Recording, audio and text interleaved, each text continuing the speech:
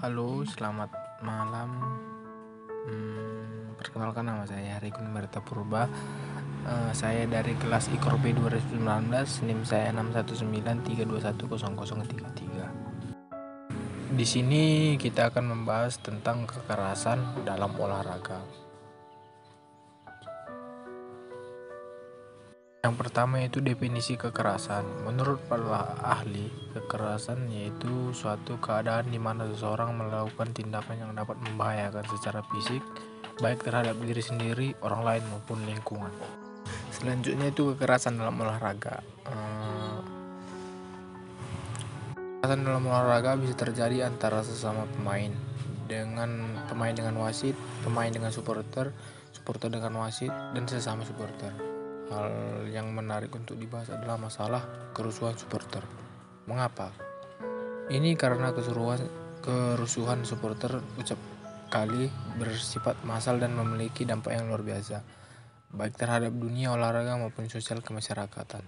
Ingatlah bagaimana kerusuhan supporter Persebaya yang membumi hanguskan Stadion Tambak Sari ketika tim kesayangannya dikalahkan Arema, rusaknya sarana kereta api sepanjang jalur Jakarta-Surabaya akibat ulah supporter, dan berbagai kejadian lainnya.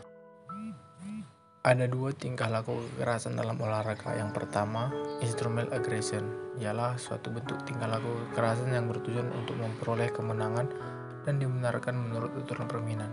Contohnya itu memukul dalam pertandingan tinju, menendang dalam pencak silat, dan lain sebagainya.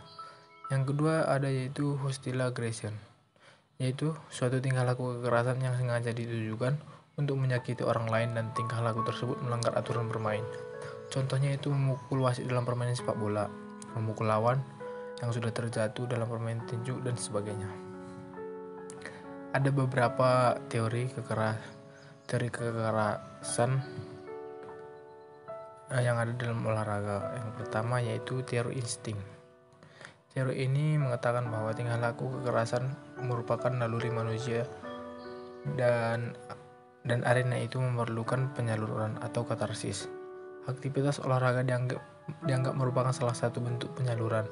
Menurut teori ini, banyak tawuran di kalangan pelajar, terutama di kota besar seperti Jakarta, karena kurangnya fasilitas lapangan yang digunakan untuk menyalurkan naluri kekerasan tersebut. Dengan demikian, penyaluran bukan mengarah pada hal-hal yang positif, melainkan terjadi secara menyimpang. Yang kedua ada teori belajar sosial. Teori ini mengatakan bahwa seseorang melakukan tindakan kekerasan karena mengamati orang lain atau melakukan tingkah laku tersebut. Seorang anak melakukan tindakan kekerasan karena ia sering menyaksikan orang tuanya melakukan hal yang sama terhadap dia. Artinya, jika seseorang dididik dengan keras, maka orang tersebut akan mengadopsi dan melakukan tindakan kekerasan juga. Yang ketiga ada teori frustasi agresif. Teori ini mengatakan frustasi dalam hal ini adalah terhalang suatu tujuan akan menyebabkan tindakan kekerasan, yakni intens untuk menyakiti orang lain. Sebagai ilustrasi, tim sepak bola yang merasa sering dirugikan oleh wasit melakukan pemukulan kepada wasit yang bersangkutan. Kondisi frustasi lain yang bisa menyebabkan kekerasan adalah kekalahan, dilakukan tidak fair, disakiti baik secara fisik maupun mental. Yang keempat ada teori konflik realistik. Teori ini mengatakan bahwa konflik kelompok disebabkan oleh kepentingan memperebutkan berbagai sumber, seperti ekonomi dan kekuasaan yang memang terbatas atau langka. Karena sumbernya yang terbatas, maka untuk memperolehnya harus bersaing sehingga ada salah satu pihak yang menjadi pemenang dan pihak lainnya yang kalah. Sangat mungkin terjadi akibat persaingan yang bersifat win-loss orientation. Pada akhirnya berujung pada perilaku kekerasan di antara mereka. Dengan demikian, menurut Sherif adalah sesuatu yang wajar dan realistis apabila ada orang atau sekelompok orang berkonflik karena memperebutkan sesuatu. Yang kelima, ada teori identitas sosial. Teori ini pertama kali ditemukan oleh Henry Tasfeld pada tahun 1982, yang telah lama dan secara serius melakukan penelitian tentang prasangka, diskriminasi, konflik antar kelompok, dan perubahan sosial.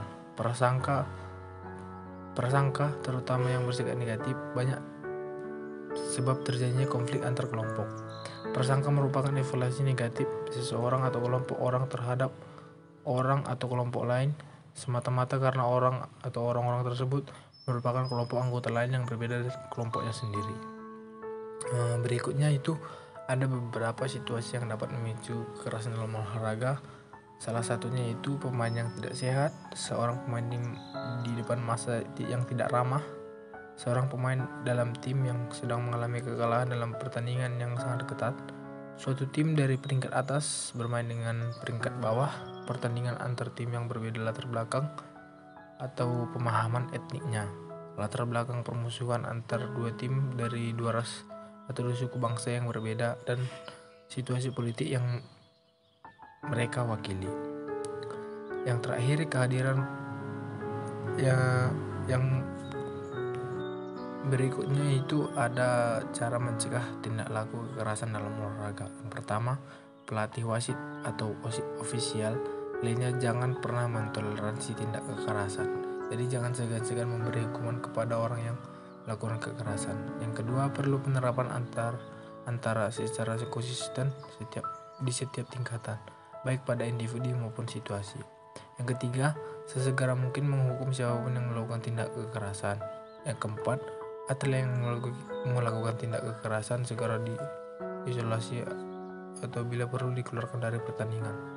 Yang kelima, mereka memiliki potensi melakukan kekerasan, perlu adanya penyaluran yang positif.